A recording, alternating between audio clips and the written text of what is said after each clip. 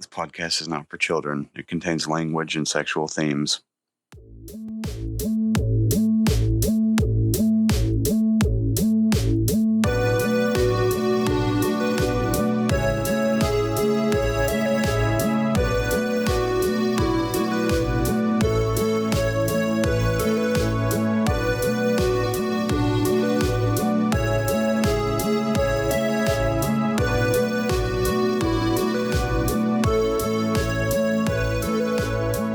Hello, world. This is the Terribly Awesome Movies podcast. This is your host, Michael Hopkins, and my co-host... Let's go with Jane Doe for right now, because I don't want my job to know what I do with my spare time. That's fair. Also known as your girlfriend's girlfriend. Yes, let's go with that one. All right, so we watched CarousHELL this week? Yes, that is exactly what it is. Yes. And it's not Carousel. It's not to be confused with the musical, because I told my family what I did this weekend, and they thought it was the musical. And it really pissed me off because they don't understand anything about who I am and my passion and what I do with my life. I mean, that's not the kind of thing I watch. This is the kind of thing I watch. And it is CarousHELL. Carous and then hell in all capital letters. CarousHELL. Oh. That's how he says it the entire time. So what we're doing, we watch a lot of shitty horror movies that make you feel good inside and warm and fuzzy. And the first one we're starting with is, of course, CarousHELL. It is about a... What would you say? Murderous carousel unicorn. Murderous carousel unicorn. That could have been a Nazi in a past life. It's not clear. Yeah, we need a prequel. We do, yeah. It's his job to make kids happy. Apparently, his opening dialogue's fantastic. It is the heart and soul of every retail worker everywhere. But most importantly, Michael, it is a movie that is starring some guy named Steve, directed by some other guy named Steve, and it's composed by some dude named Steve-O. So, a lot of Steves in this movie. There's also a random line somewhere where someone goes, I bet it was Steve! So I think that was probably like an inside joke. So fuck Steve? No. Oh. No, he said it was probably Steve that like left the carousel horse. That's like fair. Randomly on the porch. I gotcha. He gets left a lot of random places. He does, by the and way. it's one of the best things ever, really. Yes. It's probably my favorite part of the movie, is just the random shots of Duke. Yes. That's his name. I don't know if I mentioned that yet. Yes. Yeah, the movie follows Duke, and it starts out, we open on the park where Duke is a carousel horse, and kids ride him on the carousel, and he starts off with his opening monologue, which Michael and I both enjoyed. Basically, Duke says we open where he's riding. Kids are riding him, and he just goes, it is my job to make people happy, but I don't feel happy inside. And it's basically, it really speaks to everyone who has ever had a minimum wage job ever. Oh, Just a shitty job. yes, Really. yeah. I mean, he's just a husk of what he once was. Granted, Yeah, he is a as we wooden are. carousel unicorn, which is probably hollow. I think so. Yeah. Yeah. He's not very Yeah. heavy, as we'll get to. I mean, he is, though. He is and then he's not. Yeah. It's weird. Yes. But we'll it's get there. strange, yeah. We'll get there. So we cut to the main character, Lori. And AKA hashtag girl. Yep, she's arguing with her brother, who we'll just call Lunchbox. I call him garbage disposal. Either that. His name's Larry. Yes, his real Yeah. name is Larry. That's his government name. He's definitely going to grow up to be a neckbeard. For fucking sure. He's eating pancakes with a shitload of syrup, and it looks like baked beans. It's probably chocolate chips, but I wouldn't put it past them to have some sort of like an English-American breakfast hybrid. And then we cut to the mom. The mom's making, Lori watch the brother all day. And of course, Lori hates that. Well, Mom's got to go to work at her very important job at a place known as Pussy Warrant. It's Pussy Warrant? It's Pussy Warrant. I thought it was Pussy World. I'm pretty sure it's Pussy Warrant. Either way, it's Pussy something. Oh, yeah. And she has to wear this little, like, schoolgirl shirt and this I mean, schoolgirl skirt, and the shirt is like all tied up, around, when you make the little knot in the boobs so your stomach is exposed. She looks like, an older version of that old Britney Spears "Hit Me Baby One More Time" video. She's got an exposed like rose tattoo or something. It's basically a Twin Peaks waitress outfit. Yes, but the least realistic part of this movie, which is again about a murderous carousel unicorn that kills people, is Mom's statement to Lori that now that Pussy Warren has been taken over by it's been bought out, and so now they're all concerned about the sanitation at this bachelor party And the safety. Yes, yeah. You can't forget about the safety. because of the bodily fluids, and it could infect people. And so she's like, oh, ever since Pussy Warren got bought out, they've just gone so corporate. So the idea that a big corporation buys a smaller company and then immediately they care more about the health and safety of their employees, that's the least realistic part of this entire thing. OSHA's a thing, though. That's normally... And it's a big corporation. OSHA will eat their ass. Really? Yeah. Still, lots of corporations skirt the rules about various things. I mean, that's fair. Yeah. I mean, look at what's going on with Amazon. But that's neither here nor there. The point is they're extremely concerned now about what's going to be going on at this bachelor party that Mom has got to go to. Do we even know it's a bachelor party? She just said she's going to work. She said it's a bachelor party. Oh, okay. Yeah, and that's why they're concerned about the bodily fluids that are going to be happening. So apparently their bachelor parties get a little wild at Pussy Warren. That's fair. Yeah. Yeah, no, she probably makes a lot of tips. So, I mean it's probably where... And did you say tips or tits? Tips. Oh, okay. Yeah, but, I mean, she doesn't seem concerned about it. In fact, she's complaining about the new regulation, so... But anyway, she's got a bounce, she's got a dip, and hashtag girl, who is named that because every single thing is hashtag. So she's hashtag bored. That's because there's a fake Twitter in the movie called, what is it called? Chirp? Something like that. Or Chirper? I think it's called Chirper. I don't remember. And she's got to chirp about everything. The next thing she's going to chirp about is her terrible fucking session of, what was it, like heavy petting, we'll say, with her crossing guard boyfriend. Oh, yeah. Yeah? But first she's got to talk about how much she hates her brother in 140 characters or less. And she's trying to figure out how to make that work because... everything wrong with garbage disposal takes way more than 140 characters to get through. Garbage disposal, he is named this because obviously he eats everything on the planet. I'm not one to shame people for their physical appearance, but there's a little bit of him to love. So well, he's also like 10-year-old kid? 10, I would say 10. So he's a bit husky. I don't think that they ever clarify his age, but I would guess 10, yeah. Yeah. He's too old for the carnival ride, we'll see later. Absolutely. Way too old. Yeah, and he seems to get genuine enjoyment out of it, is my thing. What 10-year-old boy is like, I'm so stoked to go to Tarnation Corral. Yeah. And right, I thought it was Tarnation Station. It was Tarnation Corral. Oh, Jesus Christ, I miss so much. Tarnation Corral. Now, they do call him Lunchbox because he collects lunchboxes. I think they call him Lunchbox just because of his great diet, but yes, he does collect lunchboxes, which is weird. Yes. But in order to get him to go to Tarnation Station, Lori has to promise to buy him a new lunchbox, complete with thermos, because it's not as much on the resale market. It doesn't have the thermos. Even though half of them don't have. So they do a flash cut to these fucking lunchboxes, and they're just shit you can buy at Walmart. Minus like the Evil Dead one, which is fucking. I would have that on a shelf somewhere. Oh, they are great though. I actually have a fucking Earthworm Jim lunchbox. They are fabulous. Okay, we got the Evil Dead lunchbox. That one does have a matching thermos.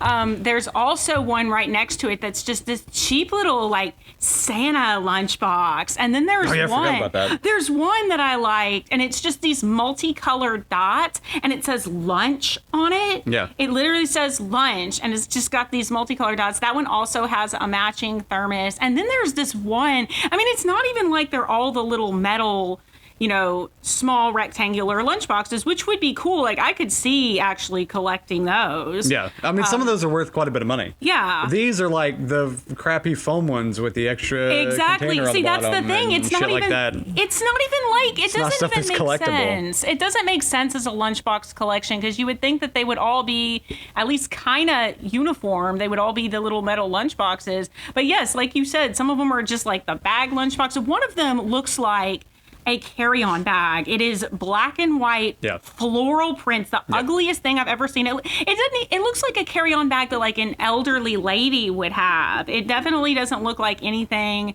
that would appeal to a 10-year-old boy, even a lunchbox collecting 10-year-old little boy, which Yeah. I don't know a lot of those. But yes, it's the lunchbox collection is just a hot mess and makes no sense. Yeah. It's I don't know, it's like they did it without a budget. Yeah. Clearly, This- though, this movie, if you do watch this, they spent all the budget money on the which death is scenes. $4 and a gumball, by the way. They're fucking amazing, though. Like, there's finally a shitty horror movie that puts a little bit of stock into how they kill people, and it's great. Like, it's not as good. We're not talking like Dead Alive levels of good. We'll probably review that on the show because that movie is probably my all-time favorite B movie of all time. They actually put a little thought into it, so I enjoy it, I guess. But anyway, we cut to this. Yeah. Was it Tarnation Corral? Yeah, we got a Tarnation Corral. So we meet Cowboy Cool, who is a cowboy. He's wearing a fucking pork pie hat. All right, he's not wearing a cowboy hat, and he's in a mascot uniform, and he's got a cool leather jacket on, and he's got fucking 4 fingers. All right, so like I guess he's just cool, and he says things like partner and Varmint and shit like that. Get along, little doggy. Yeah. So Stuff that we don't even say. right, And so we're in Arkansas. Yeah, so that makes him a cowboy. So then we cut to the kid riding the horse, and he's enjoying it. He's doing the fucking lasso and woo, and then he starts rubbing his fucking boogers and shit all over Duke, and that's pissing Duke off. All right, so Duke's like getting super pissed about this. He gets off, so he like the ride stops, and they where do they go to next? I think they cut. Okay, then they go, and it's Lori making out with her fucking boyfriend. Oh yeah, she's super turned on by his crossing guard uniform. By his uniform. She loves a man in uniform. Oh, it's either the saddest thing ever. And his rape whistle? Oh yeah, That's a rape whistle. Yeah, but I mean, I thought it was kind of sad that she was so turned on by his little green, greenish yellow It's just a high crossing guard. visibility Yeah, vest is all it is. but it's either the saddest thing I've ever seen, or like some admirable respect for the working class and people that have to work for a living, which is a really prominent theme in this movie, as you'll see. It is. It is. It really is. Yeah.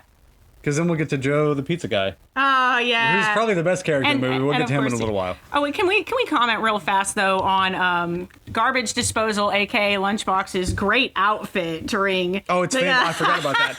So the reason I said he was going to grow up to be a neckbeard, this kid is wearing a fedora in public, first of all. Oh, he looks like the and world's tiniest grandpa. He's wearing a fucking cat and pizza shirt, and like the ones with the space on it, it's fucking amazing. Like I would wear this outfit. Okay, so yeah, so that's his outfit. So I we wanna see go, that, by the yeah. way. Oh no, Yeah. I've done it before. I have pictures. Fabulous. Yeah, it's great. You should do it again. I will. So we cut to the car, and Lori's trying to fuck her boyfriend, and he actually says that. Shut up, dude! I'm trying to bang your sister. With Larry in the back. So Larry's eating a ham sandwich or bologna sandwich or some shit in the back of the car, while Lori's trying to bang her boyfriend. Someone needs to call Child Protective yeah, like Services CPS needs to be for called. Larry so badly. Yeah, Girl, I don't know. I don't know about this kid. he's not either going to have a good He's life. going to grow up to be a neckbeard or a serial killer. if he or possibly grows up both. at all. That is true. That is true. Foreshadowing? So all right. So that's happening, and then we cut back to Duke, who is super pissed. He says he's fucking out. All right. So he's leaving, and to show how he gets off the carousel, he vibrates so hard that he just dissipates. Like, when he gets off the carousel, there's no hole in him where the pole was. Like, he's just one solid piece. He just floats away. Fucking, like, I love what they did with this fucking horse. They hang shit from him randomly. And it's great. So he, we'll say, trots off. He really just floats in the fucking air. Yeah, he floats away. And he finds Jocko. Okay, Jocko's this sad clown that we've seen in one other scene in this movie.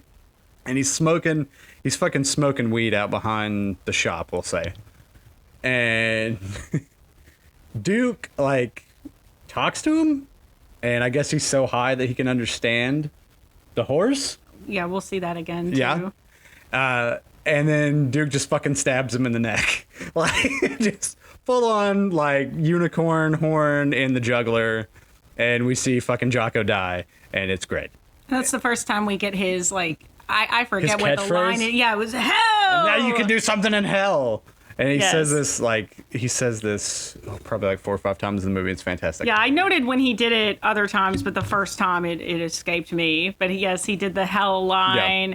My favorite lines of his during this whole part where he's escaping is when he gets off the carousel and he's like, the rest of you losers can stay around here and be abused. From now on, I'm living for me. And that is that's exactly what you say when you quit your job. Yeah. So maybe not out loud because you need the references, but inside. I mean, he also said that killing Jocko felt right. Yes. And that's what he was supposed to do. Yeah, that's what he's meant to do with his life. He's found his purpose because he was unfulfilled at his last occupation. Which was possibly a Nazi. Yeah, it's not clear. He says something about the Cowboy Cool character says something about Duke being a Nazi, and it's never really explained. That is true. Yeah, we need a prequel. we do. We need to know what happened with Duke before. I'll watch the shit out of it. So Duke, like, he's hanging out at the park. Boyfriend comes back. Like, he has to go back from break or whatever he was doing with Lori. And gets macheted to death by Duke. And it's fucking great because it's just a horse hoof. Like, coming out of nowhere, it just fucking murders boyfriend. We don't know his name. His name is Scott. Is it? It's Scott. Yeah. Fucking Scott. Well, if it makes you feel better, I actually didn't totally miss that it was Scott who got murdered. I just thought it was some random dude. I was like, oh, dude's dead with a machete. Okay. Oh, no, it was Scott, because that makes it funnier in the movie because she's waiting for him to come to the party later and he never shows up. Well, it doesn't. Because he's fucking dead. It doesn't stop her from having a good time at all. I mean, hashtag open relationship, right? I'm not convinced that it was an open relationship. I mean, it was cool. It's open for her. Yeah, she's Isn't that the way hashtag it goes? hoe bag. Yeah. So Not that then I'm judging. so then she's dying to get to this fucking party. Okay, so we go to this party. And the scene's like it's light outside and then it's dark. Okay, so we got like an Ed Wood situation happening. So they make it to this party. And we're introduced to Preston, who's the most annoying motherfucker on the face of the earth. We're talking like straight up 80s pop collar douchebag frat boy. Okay. And he's going around seeing titties. He's got a really rapey vibe to him. Yeah. We are introduced to Sarah, though. I actually misspoke. I think we're introduced to Sarah first. I think she opens the door. She's cutesy. She got, a little septum. She got tattoos. She's super naive. She is Preston's girlfriend. She's also a huge fucking brony. And I say brony. Uni. Is there another word? Is there a word for the girl? Like, they're just into it? Because I know the guys, like, I actually watched a documentary one time about bronies, and it was amazing. It's life-changing. It's called Friendship is Magic. Yeah, I've heard of it. I wish it was still on Netflix. It's fucking great. So she's a brony. She's super happy. Like, every other word out of her mouth is something to do with horses. So she's cool. Like, she tells Lori where the beer is. She tells Lunchbox where the food is. Because that's very important. Well, yeah, it's a garbage party. Disposal. It's a party. Yeah. So she goes. Disposal. It's his number one concern. So she's wandering around, and then we meet Preston. Preston has Mardi Gras beads. Mardi Gras is not happening, but he has Mardi Gras beads because he wants to see some titties, and so he tries to get Lori to see her titties. She refers to them as breasts. Okay, so she says she'll have to get super fucking drunk before Preston can see her titties. So he convinces another girl to do it, and we see her titty, and she runs away. Yeah, she's the first and only girl to flash Yeah. Preston. She's got the short hair with the gauges in her ears. Yep. I don't think we ever see her again. I think we do maybe later. I don't remember. There's a couple of people that don't really have parts in this movie, but they're in this movie, if that makes sense. So after this, we flash back to Duke, who's randomly appearing in places. He's made it out of Tarnation Corral, and we cut to this couple on a picnic blanket. They're having a picnic with no picnic accoutrement anywhere. Oh, no. It's just fucking them in a park on a blanket. Oh, and she's so easily impressed by this, too. Like, she's super It's the turned best on. thing. Oh, my gosh. I can't believe you took me to this open field where we have just a blanket and no food anywhere in sight. Right. Like, she's the most easily impressed girl ever. And also the only the only woman alive dumb enough to date Clark, because Clark is the boyfriend guy, and he is just the biggest idiot you can possibly imagine. Yeah. So The thing I love about this movie, though, is when Duke appears, everyone calls attention to it. Like, is that a fucking unicorn over there? yeah, because it's Everyone's just randomly in the yeah, field. that's totally normal, right? So he goes over to the unicorn, and she's like, "Oh my god, I can't believe you bought me this unicorn." Oh, and he takes credit like a douchebag. He does, like a fucking dick. And so Duke gets pissed about that, and shurikens him in the back. ninja throwing stars. And yeah. these shurikens are like the size of a fucking, like, we'll say Hostess cupcake. Like, they're fucking huge. They're the biggest shurikens I've ever seen in my life. And like, thwip 5 of them straight to the back. Clark's dead. Oh, and I love how they did it too, because it was just like he was going back towards her, and then all of a sudden he stops. Yeah. and then he falls over. and then he like, Yeah, so he just stops, and then all of a sudden he like falls down, and then you see the ninja throwing stars, whatever, in his back. Yeah. Like it was so random, and yeah, of course Duke's just standing there. Yeah. Oh my gosh, it's great. and then the chick's like, Clark, when you can see these things from a mile away sticking out of his fucking back. So she takes off. Duke, like, it's okay. So the chase music happens a lot in this movie. It's pretty great for chase music. It's even darker now than it was before. Like, it was kind of light outside. Now it's like pitch black. She runs and hides next to a tree. And then all we see is a fucking garrote wire with horse hooves come around the tree and just fucking And so much blood. murder all this the bitch. blood, yeah. It's amazing. Like, they really did put some stock into the death scenes. Like, her fucking neck's cut up, like there's blood squirting everywhere. So she's fucking dead. And then Duke says something about, now you'll have a picnic in hell. And then he actually calls attention to it. He's like, I gotta work on that. I gotta change my lines. I'm saying that a lot. That's fucking dumb. So he disappears behind the tree, and we cut back to the party. Let's see, what happens at the party now? Well, we're at the party now, and then we're starting to. Well, first we meet the French people, the French incest. They're French. Okay, so there's some French Game of Thrones incest vibes siblings, happening in this yeah. movie. There is a brother and sister couple. They're French. Canadian. Well, we get to that later because they're actually pissed about it because Sarah thinks that they're French from like France. They're actually just French Canadian, and they're fucking assholes. Like, I've never met a Canadian that's a fucking dick like these people are. So she offers them like French toast and French bread pizza and French fries and shit like that, and some wine. What was the wine was?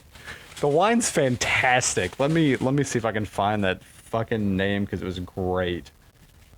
It's called Captain Z's Totally Accurate Pirate Wine. Oh, wow. It's fucking fantastic. So, like, they're mad. So the sister takes the bottle of wine and pours it down the drain. And the brother fucking throws the cheese and the crackers away in the trash can. Where Lunchbox eventually goes and Lunchbox eats does it go out and of eat the cheese out of the trash, which is great. That's why he's named garbage disposal. Right. So they're assholes while they're giving each other, fuck me looks. It's weird. I don't know why they chose an incest couple in this movie, but it's fine. And then we cut to more of the party, more, Lori's hanging out, being a bitch, like she is.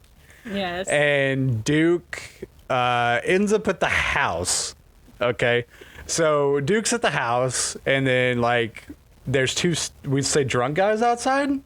Drunk or Stoner. stoned. Oh, wait, no, wait. Hang on. There's one more dude, and he's like, are you a fucking unicorn? And he just kicks his head in half. Like, he's trying to figure out how to get in the house, and he just kicks this dude's head in half, and it's fucking fantastic. So he gets to the door, and there's these two drunk dudes outside, and they're like, shit, that's a unicorn. Everybody pays attention to Duke in this movie, and it's amazing. So the guy's wish is that they could die together? Yes. Yes, For- it is. Very for- stupid wish. Yeah, that, for some Because they think stupid Duke reason. is No, they think Duke is magical. Well, yes. Oh, Yeah. yeah, because he does say he's here to grant wishes. Because they can also understand him because of their inebriated state. So you have to be drunk or high to understand unicorns. Initially, but later, what you're saying? on, it's not clear because like hashtag girl can understand him, Lori. So I mean, I was kind of unclear on the rules about that, but yes, initially, everybody that heard him was drunk or stoned. So yes, they see him and they're in an inebriated state, and they believe, since they can hear him talk, that he's like a magical wish granting unicorn. And so I then thought he all wishes- unicorns granted wishes. Yeah, apparently. I don't know, but that's what they believe, and the guy wishes that they could die together for some reason. Yeah.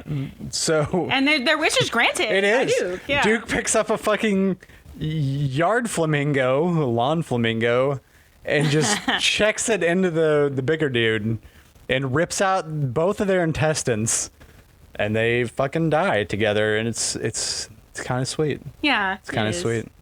They got their wish. Yeah. Tied in each other's arms. Yeah. It was great. Right on the porch. It's totally platonic. Yeah. I like it. Yeah, absolutely. It's bromance. Yeah. So then we cut to Captain Cowboy Cool. And he finds, so he's been trailing Duke apparently this whole time. So he finds the Yes. girl dead, and he finds Clark dead, right? And so he's like, I gotta fucking kill that guy. And before this, apparently, so he was gifted this magical pistol. It may be the pistol from Supernatural. We never find out. So he keeps this enchanted 6-shooter in the ball pit? How the fuck did he do, like, how did a kid not find that? We will never know. I don't know. So he gets this enchanted pistol, and it's his job somehow. He was supposed to protect the world against Duke, and We never understand fails miserably at it. I'm not sure how he was gifted this or what he had to do to become Duke's keeper. Who the fuck knows? But anyway, that's what's happening. So then we come back to the party, and they decide to order pizza. And so we get to introduce to the best character, which is Pizza Guy Joe. Ah, the everyman. Yes. He's so amazing. I love him He's- so much. He's basically us. Yeah, he is. He's hashtag all of us is what I put in my notes. Yeah. So Hashtag all of us. So he comes to the party, and he's dropping off pizza, and Preston's being a dick and not paying him. And he says the pizza's what, $49.32. It's $42.39 plus tip. Plus tip. Okay. You got to tip your pizza delivery guys, people. So Lori, for some reason, decides to hit on this guy, like super hardcore, like talking about banging him and stuffing her crust and Yeah. like blocking a sausage and weird pizza pun sex shit. No, the sausage blocker comment was interesting, as is the stuffed crust comment. The sausage blocker was when he will not have sex with her, because the thing is, Joe is trying to do his job. He's just trying to get paid and deliver these pizzas and get his money and go home and get to delivering the other pizzas, because he's got responsibilities. He's got a sick dog named Otis Barkmeyer, and he is just trying to do his job. Well, the And- dog has cancer. Yeah. Yeah. Yeah, and he's trying to get money for his sick dog, his So like best friend. his mom's a piece of shit, his dad's a piece of shit, his uncle molested him apparently.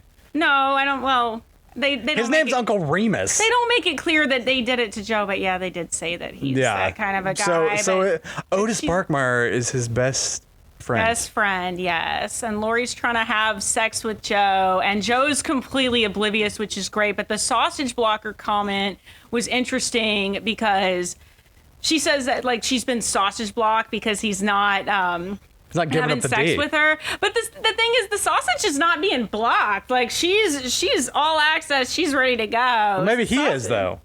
Yeah, but he's not getting sausage blocked. There's no sausage coming for him. The Yeah, but sausage he's is coming for blocking him. his sausage. I don't even think he knows what's happening. He though. definitely doesn't. No, It's a there's bunch of no blockage 1950s happening. rhetoric, and it's fucking great. Yeah, and with the pizza sex puns all over the place, like the line like, "Hey, you Oh, wanna like hand stuff-" toss my tits and shit like that. something like that, and like, do you want to stuff my crust? And I was like, I don't think you want a guy to associate your vagina with crust. Like that's a lot of the pizza sex puns just made no sense to me and were kind of weird. But anyway, the whole point is that Lori is really trying to give it to this random pizza dude, and I mean, she talks about doing Yes. anal. and he doesn't get it at all. And he doesn't get it at all, no. He's Not just at all. trying to do his job. Oh, and she Fucking oblivious. Oh, and she offers him a drink, and he's like, "I don't drink on the job, ma'am." yeah. Oh, and she wants his number at some point. And he's like, our number's on the box. Yeah, and he's like, "Why would you want my number? I can't make the order for you." My favorite thing, though, I swear to God, is his shirt. Because it says 42nd best in the county. Yes, And 42nd. they're proud of that. Number 42 with a bullet. Yeah, I don't know if they have like 43 in the county. You don't know if they have 42. Who the fuck knows? But it's funny because they're really proud They of are. being 42nd. It's like Arkansas being 49th in education, being proud of that shit. But yeah, it's fucking ridiculous. So Joe is the best employee ever, though. Like, I'm so proud of him. He's just a great example of American work ethic. He's so fabulous. We should all be like Joe. I love how focused he is on delivering these pizzas, and Preston is just not paying him at all. And so he ends up getting kind of marooned at the house, just waiting for his rightful $42.39 plus tip. And because they're- Preston's a yeah. fucking douchebag. The whole point of this scene is that Joe is just trying to do his damn job, and people keep making his life hard, and that is why he represents all of us. Anyone who has ever had a job feels for this poor guy. Again, it comes back to just the normal blue collar people. Absolutely. Or anybody There's- that's really had a shitty job. There is a strong message, a pro working class message in this movie, I believe. I mean, we could be reading too much into it, but who No. the fuck cares? No, It's our podcast. No, yeah, absolutely. I'm getting a message in support of blue collar workers.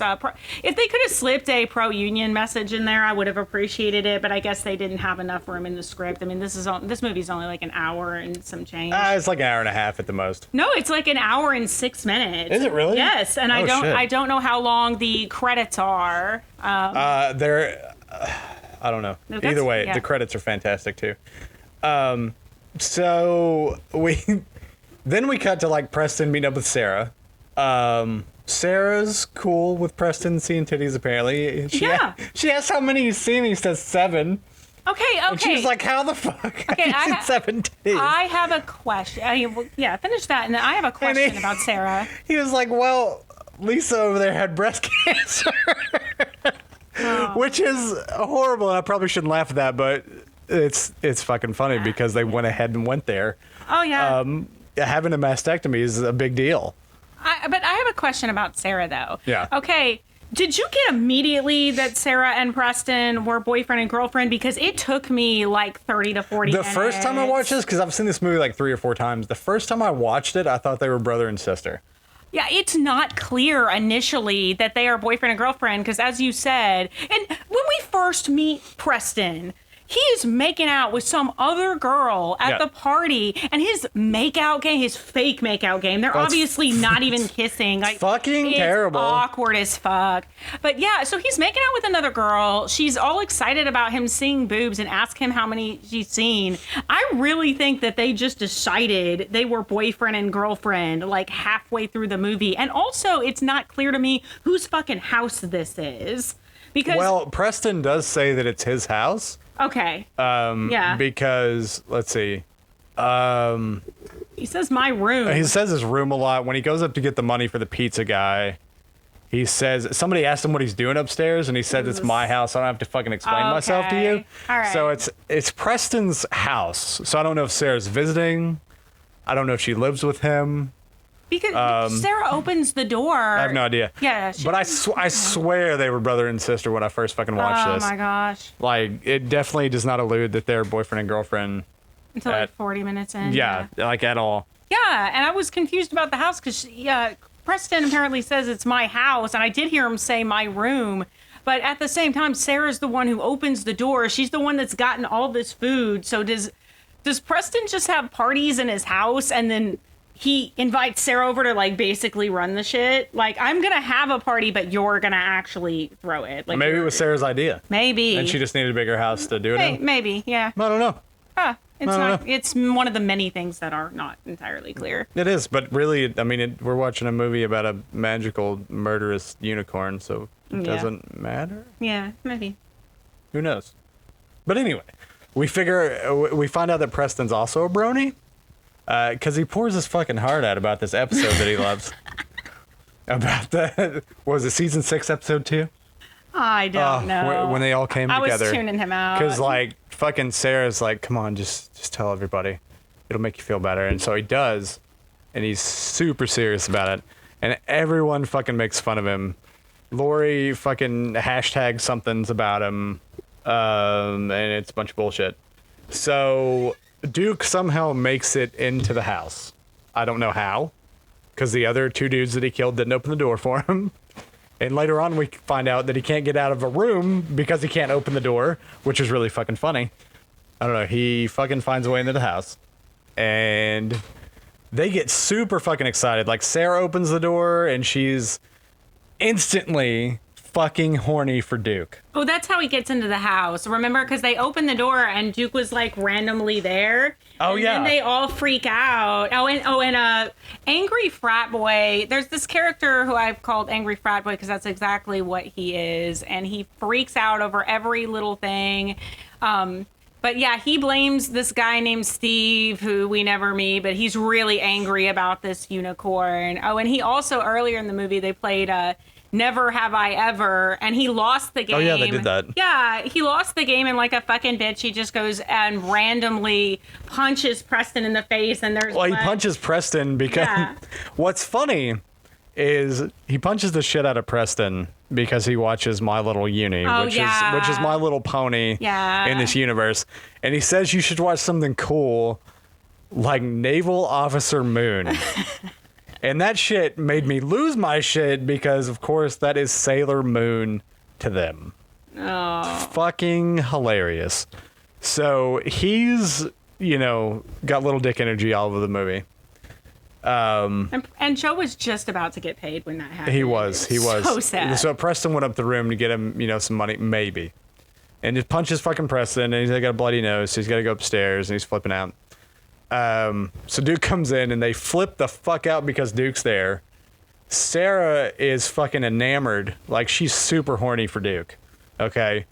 So there's a montage of them, like, partying with Duke, and it's fucking fantastic. Like, they're making him drink, they're playing games with him, they're, like, running around with him, fucking, like, bench pressing him. It's fucking crazy. They're holding him over the toilet so that he it's can, like, because he's throw puking up. and shit. Yeah. It's great.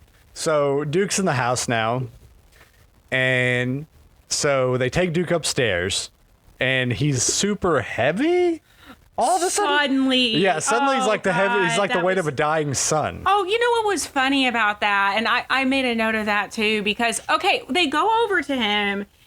Preston does. Preston decides that Duke needs to be in his room for, I'm sure he's got his own purposes for that. But so he goes over and he enlists Joe to, lift the other side of Duke, because this is a 2-person job, apparently, even though during the montage... Even though you see fucking Preston lifting him above his head. But the montage. The greatest part was, so he gets Joe to help him with this, and Joe or Preston, one of them, whoever was at the front of the horse, lifts it really easily. Yeah. Like it comes up a few, and then he realizes like midway through that action that, oh wait, he's supposed to be heavy. Yeah. Before he does So his lift acting. And so then all of a sudden they it's play it up. groaning, struggling. So they take it upstairs. He's like, oh, we're putting it in my room. And he's like jacking off the horn and shit. Oh no. And he puts it in his room. And his room is weird. It's got like mood lights and shit in there. Yeah. Clearly he's a douchebag. So they put him in there and then come downstairs and like Sarah's still super horny for Duke. So she goes upstairs. And right before this happened, the Joe finally realized that hashtag girl Lori, Oh, was it now? Yeah, I believe Okay. so. This is when he finally realizes that she's been hitting on him the whole fucking night. Oh, and that was so great because so she asked for his number, and of course he says, I can't make the order for you, and then she's like, well, can I give you my number? He's like, well, why would you want? Are you hitting on me? Oh, yeah, and I then forgot she's about that. Yes, I have been this whole night, and he goes, well, gosh, golly, Lori, you've just been talking about pizza this whole night. You have to 1950s you have rhetoric. to tell a fella when you're interested, and actually, And that is very true. yes. A lot of guys, hey, I'm a guy and I'm fucking assume. retarded. Yeah, you can't just assume that a girl is interested, and she was not being direct. So I appreciate that he wants a woman who knows what she wants and is confident enough to tell him. So I mean, Joe is just the best person in this movie. He's the greatest character. He's a great employee. He seems like he'd be a great boyfriend, very respectful of women, just straight A's so far. Definitely all in for Joe. But Joe has finally deduced that Lori is hitting on him, and she asked if he would like to have sex, and he said that he definitely would, but he's still on the clock, so she's gonna have to wait. So I mean, so he's DTF. absolutely, yeah, but he's also got a responsibilities, responsibility. So he's a responsible adult. responsible young man, the kind of guy you Yes. can bring home to mom. Right. So we cut back to Preston coming out of his room, and he meets Foxy Brown, because that's all he refers to this lady as. She's the only black lady at the party, and she fucking tases him. Oh, it's great. And he's like getting shocked. He's like, who the fuck brings a taser to a party? Ladies, Yes. bring a taser when you go to a party and you won't have any trouble. Smart women bring tasers to parties. Yes. And especially this one, okay? Preston. This is a and fucking G.I. Joe PSA, people. Preston and Bring a angry taser to the frat party. boy, I'm bringing a taser to that party. No shit. Before I even go I wouldn't go to the library with fucking Preston without a taser. Right. Ever. No. I'd get nowhere near that dude without a taser. He's slimy. Oh, he's ridiculous. Oh, and he's got that annoying Pepto-Bismol colored shirt on. Oh yeah, too. it's pretty bright pink. Oh god. I actually have one of those. Well, real It's men kind of wear pale. I pull it off. real men and Preston were pink, apparently. What is that? What does that say about me? You're a real man, but Preston. No, I'm saying real man and Preston. Oh. Yeah, Preston's doesn't Okay. count. All right. So real man and Preston is the only people. So All right. So the doorbell rings. Oh no, wait. This is how Duke gets in the house. Okay. So the doorbell rings. Lunchbox goes to see who it is. Okay. Sorry. This is kind of out of order, but it's fine. He looks through the people, and Duke is dressed up like a fucking pizza guy. oh yeah. So he's got like 2 boxes of pizza and a fucking hat on. And Sarah's like, I hope it's a pizza guy for me. Oh. I don't understand where her head's at, but it's fine. Well, so then, it's a guy fantasy. then Duke gets in the house. Or maybe he was already, I don't fucking know. He's already in the house. Who knows? But so that's happening. And then Duke decides, so he's upstairs, he's hanging out. So that was earlier. So Sarah goes upstairs. And like Lori's questioning where she goes, and she's like, it's my fucking house. I'll explain myself to you. So she goes upstairs. The time, like the scene before, she's talking about Duke's ass. She refers to Preston's ass as a horny ass because she doesn't want to be found out. So she's still super horny for Duke. So she goes up to hang out with Duke, this unicorn. Okay, so we get we get this weird, hilarious bestiality scene, we'll say. So, like, she goes into the room, doesn't even lock the door. All right. And she's taking off her top, and she gets butt naked. And she's cute. Okay. So she's talking to Duke, and she's like, you only reveal yourself to virgins. And shit like that. Stuff that probably happens in real life. I don't even want to think about Yeah, I don't know. that. It's really weird. Oh, God. So she fucking... I don't want to think about this happening. So Duke bangs her? So she's a virgin, apparently. Like, he takes her virginity, and she's... I don't know if that's true. I don't know if that's true either, but we're led to believe that's what it's like. Well, I mean, she's dating Preston, she is. I would assume that nothing is happening in that department. That's true. But you never know. Well, she did say he only reveals himself to virgins. I know, but that could be like role play. I mean, that is true. Yeah, that is she true. was, it was kind of a fantasy thing, so I didn't know if that was true or not. I don't think it was 100% clear. Maybe she is. Like I said, I don't doubt it because Preston doesn't seem like... Preston would also rather be fucking this unicorn. Like, I think he did actually say something like that. yeah, I think Preston and Sarah, the only thing they have in common, like the real foundation of their relationship, Is my tiny uni. is being sexually attracted to unicorns. Yeah. Yes, both of them, and they both appear to be more sexually attracted to Duke than to each other. They're like a modern day Cleopatra. So yeah, probably, yeah, maybe she is a virgin. But anyway, Duke attacks her, and all of a sudden he comes to life as she's like hitting on, as she's hitting on him, and then she's like upset and screaming because So she didn't know he was Duke alive. bangs her, and then she's rolling around on He the floor assaults her crying. is what happened. She's got cool And taking tattoos though. I like the tattoos. pictures, yeah. And he's like taking pictures of her I can't and saying, "You wanted this," and blah blah blah blah blah. Oh my God! It's And then he horrifying. murders her. All right, he stomps her to Yeah, death. it's like a bestiality rape murder scene. It's Yeah, very it's upsetting. really fucking weird. It's upsetting. And yeah. then we get Preston coming into the room. Or no, it's the fucking Canadians. Mm-hmm. They're making out in the hallway because apparently the sister wants her brother. Real Game of Thrones shit, people. Oh, and the kissing. Oh, the kissing's crazy. She's wearing like definitely not color stay lipstick, ladies. It's all over the guy's fucking face. And their tongues And her are face. And their tongues are just like blah, blah, blah, blah. It's fucking crazy. So they're making out. And what is it? Oh, it's the fucking Trump supporter guy that comes out of the bathroom. The angry frat And he's boy, like, yeah. "What the fuck are you doing?" He's like, "Goddamn Canadians." He's like, "But you did give us Yeah. hockey, so good job." Yeah. And like, so the brother's gonna go into the room because they want to go in this room and fuck. Duke can't figure out how to open the door after he's killed Sarah. So the Canadian dude opens the door. Duke says, "Thanks, asshole," and immediately fucking spears him in the stomach. Kills him. Yeah. And then fucking rips the girl's throat out. All right, it's crazy. Like, the death scenes are still my favorite part, probably, of this whole movie.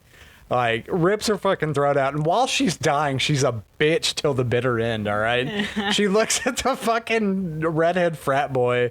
She's like, "Fuck you, you American pig." And just fucking dies. It's great. So the fucking frat boy guy runs downstairs. Preston runs downstairs. Like, they figure out Duke's alive. And they're flipping the fuck out. And like, "We have to get the fuck out of here, blah, blah, blah." Yeah, Preston comes downstairs and starts immediately taking out all of his freaked outness and anger on Joe and starts saying, like, "Shut up, pizza boy," because Joe, having been mistreated this entire time by everybody, assumes that Duke being alive, which is what Preston is screaming about, he assumes that this is some ploy to get out of paying him, and so, which understandable at this point. Right. And then Preston starts freaking out and saying, like, "Shut up, pizza boy," and "Why don't we just send this asshole upstairs?" Yeah, he's gonna fucking send Joe upstairs to be Yeah. sacrificed to Duke because he thinks that's how this fucking works. It's Because typical. Preston's a dick. It's typical elitist attitude with no respect for people that have real jobs and have to work for a living. But anyway, this is important because Joe loses his shit. shit. Like, this is his last straw. He's been disrespected it's like his all night. penultimate fucking... Yeah. Yeah, he has been shit upon for far too long. He is done with this shit. He is not taking it anymore. And so then he just reveals his entire extremely sad life, that his dad left and his mom is on drugs and his uncle is a kid toucher and everything is just messed up. And now he has to do this pizza delivery job because his dog has cancer and he can't afford the surgery, and he's trying to save up so that he could save his best friend. But now he's stuck at this house and they won't pay him, and his pizzas he's probably all gonna have to give away, and he's probably fired. free. And yes, and now his dog is gonna die, and he's let his best friend out, and it's actually really sad. I feel so bad for Joe.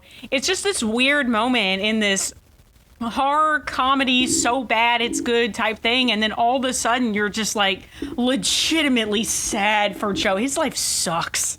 It does kind of suck. Oh gosh. So then everyone starts getting just fucking murdered.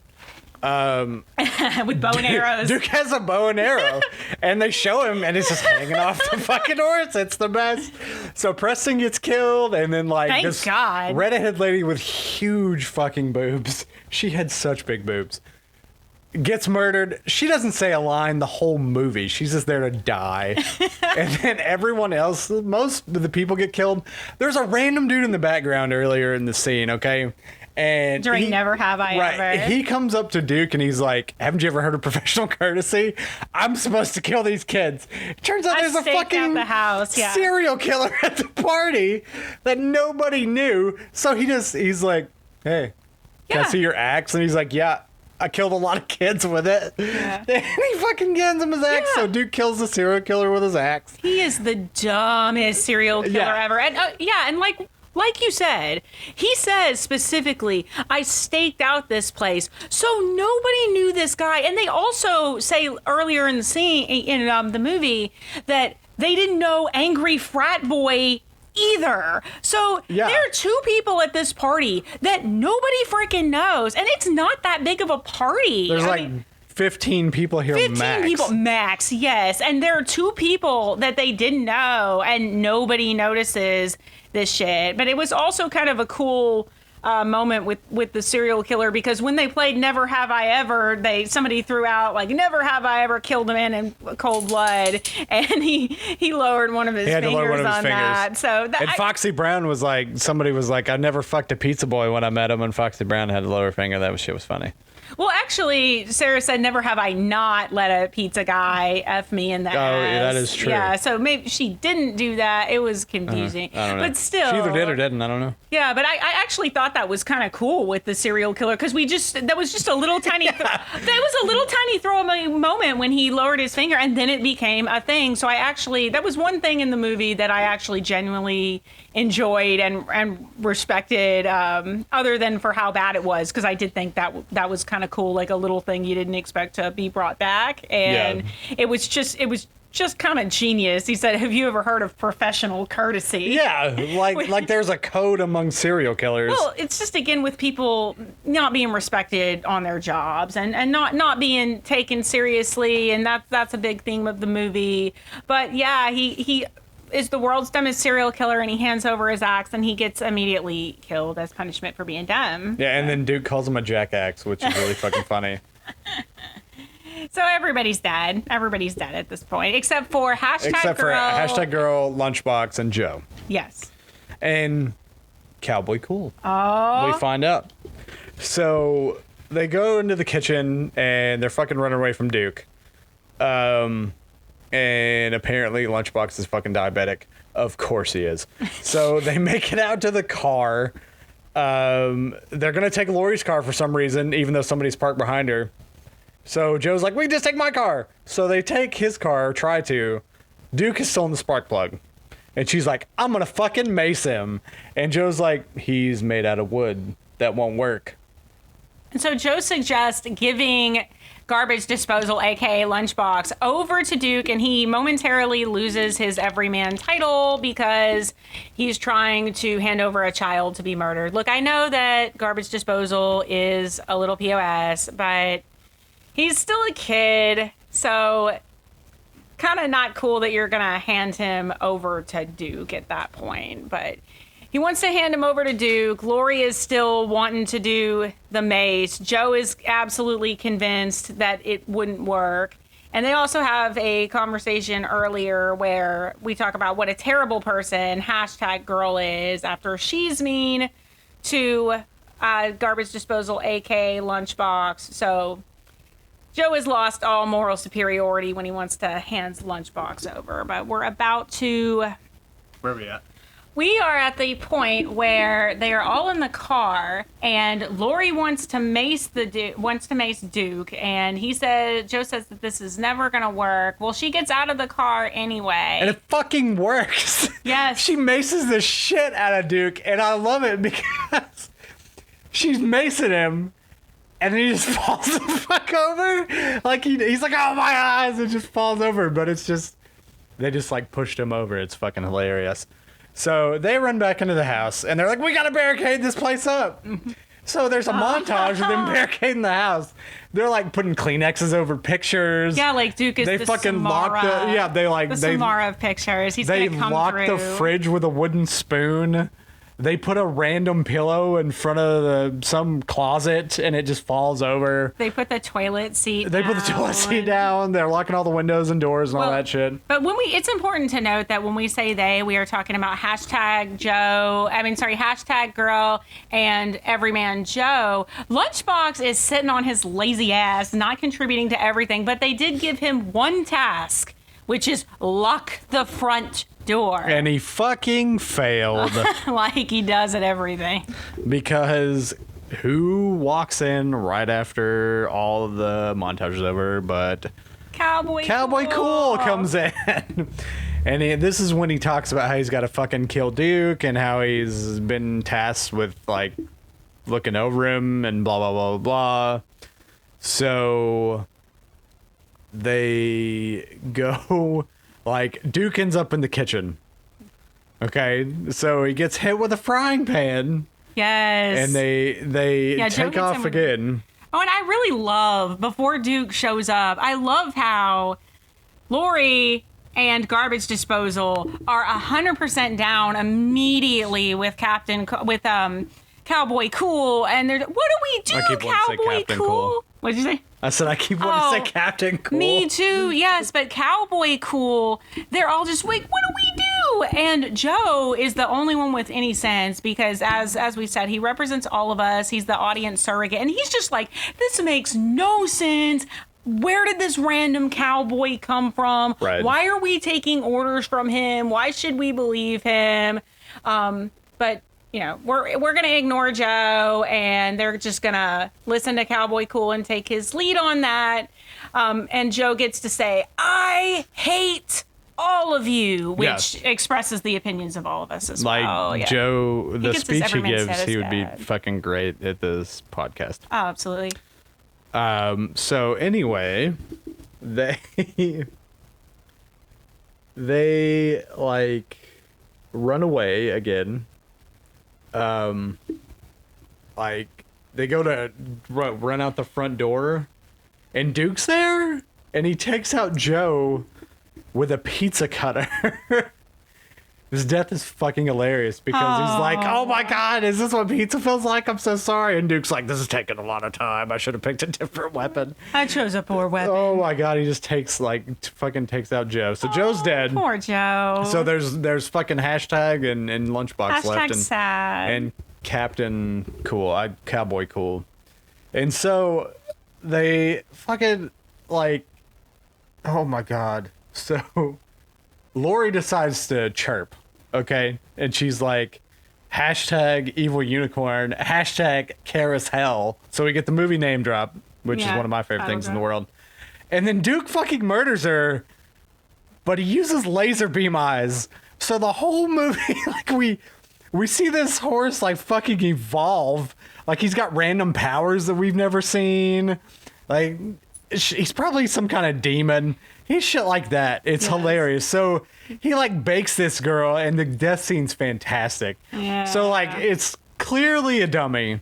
And it's just melting, and then it turns like all black, and there's blood squirting out, and fucking eyeballs popping, and her eye looks like it's on her finger. Yeah, it's fucking weird. It's really random. Like it's random and hilarious, and then she Her fucking finger's falls down, swollen. and then it falls down and explodes like it's made of ice. Yeah, and her face is blue. Yeah, it's fucking weird. Yeah, So, like if but it's really they funny. melted her, you would assume that it would be all liquidy and stuff, but she breaks like she's made of ice or It's like Sub-Zero glass. came through and murdered her. Crazy, yeah, exactly like that. Yeah. But hey, we missed Duke's most important power though, which is the ability to hide under a lampshade. Oh fuck! I forgot about that. During the cowboy. So Cool. Cowboy Cool is looking for him. Right before Sarah dies. Oh my god, I can't believe I forgot about that. So like they randomly place this fucking unicorn in random spots of the house. Like he's the lamp. He's behind a curtain. And the guy in the suit's just like walking by him like all jaunty, like 1950. It's fucking great. So anyway, we flash forward to what I just said, where everyone's dying. So Cowboy Cool fucking lassos him, saves Lunchbox's ass, shoots Duke with this enchanted pistol, and Duke like bleeds rainbow with lights in it. I don't understand. Maybe he's akin to it from Stephen King. I have no clue. Maybe he's a fucking cryptid. Who knows? But he fucking dies, or at least we think he does. And so he he fucking falls over again, which is hilarious. Oh, and Lunchbox's little garbage disposal's hero worship of Cowboy Kirk. I mean, Cowboy Kirk. Cowboy Kirk. Cool. Cowboy. I mean, I did Cool. call him Cowboy Curtis in the notes. It's crazy. But, Yeah. but Cowboy Cool, his hero worship of Cowboy Cool is awesome. It's like, Cowboy Cool, you did it! I mean, he reminds me of like the little kids in old superhero movies after they get rescued. I mean, that's the point, though. isn't it? Yes, he just thinks that Cowboy Cool is just the greatest thing ever. And then we get more cowboy slang from Cowboy Cool. Yeah, and then he fucking dies. Yeah. I don't even remember how he died. I think he gets like I don't shurikened or know. some shit. Or maybe he just I dies wasn't because sure. Duke's dead. Maybe they're connected, like in I didn't Dragonheart get or some it, shit. no. I don't know. So anyway, fucking Cowboy Cool dies, and then Lunchbox is sad because he has to walk home, and that's like a mile. So I guess this party lasted all fucking night, because when he's walking home, it's like noon. All right, it's fucking daylight, and it's dark when all this shit's going on, and then it's daylight when he's walking home. And this Jeep comes up behind him, he's waving it, flagging it down, Like a cheerleader on crack, yeah. runs his fat ass over. Just runs him over. And then he backs up a couple times, and like just goes for it. Turns out it's fucking Duke. And clearly, this is like the director or some shit with one of those horse head masks on, because it's got a cigarette in the mouth. Oh, yeah. And he's fucking like making the gears with the hoof, and it's fucking great. Oh, But Duke goes on this rant about how maybe you should respect stuff, and there's a menagerie of us out there, and blah blah blah blah. Sounds blah. like a promise, Yeah, like he's gonna fucking kill you, and his friends are gonna kill you if you don't respect him. Which is a metaphor for basically tip your food service workers, be nice to the gas station attendants, be nice to your retail workers, be nice to people that have shitty jobs. people at the post office. You never know who's gonna snap. If they make less than $30,000 a year, Absolutely, yes. fucking be nice. Absolutely. So then the movie ends. All right, so we got the credits. Well, we got like a mid-credit scene, and the mom, which we've only seen in like a couple scenes, turns up at this bachelor party she was supposed to go to. Turns out it was the same party Lori was going to. So she comes in and she's flipping out because everybody's fucking dead. And she goes upstairs. And who does she find? She finds fucking Sarah. Sarah somehow is pregnant with a fucking unicorn hybrid baby. With a tiny Oh uni. my god. So it pops out of her stomach. You don't see it come out of the stomach. They showed it another shot. And it's one of those fucking like, it's like the Rock'em Sock'em robots you could put on your fucking pencil, but it's a unicorn. And they're like making it dance. It is covered in fake blood. It's fucking fantastic. And then we get the rest of the credits, and then we actually get to see who Otis Barkmeyer really is. I guess he's one of the cruise dogs. He's a Boston Terrier. So I don't know if he really had cancer, but he was a big part of the movie, I'm guessing, and he made it. If he did have cancer, he's fine. There's like no in memoriam of Otis Barkmer at the end or anything. I'm assuming he's fine. But that is the whole movie. Yes. And this, I guess, will bring it into our first episode of Terribly Awesome Movies. If you're listening, or you will be listening, give us a shout out on Facebook. You can tag me in it. I'm Michael Hopkins. A lot of you guys know me. And also forgive us for whatever mishaps we may have come across, or background noise or whatever. This is our first time recording. We're working with what we got. I'm sure I'll upgrade in the future. I'm going to start a Patreon for this, because if I can actually make enough money, we're going to film our very own Terribly Awesome movie, which everyone is cool to be in if you want. That may take some time. That's a pretty big ask and promise, but it's definitely attainable.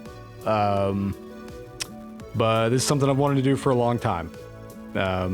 And given last year and how it went, and just, being where I'm at in life, I've tried to do a lot of things.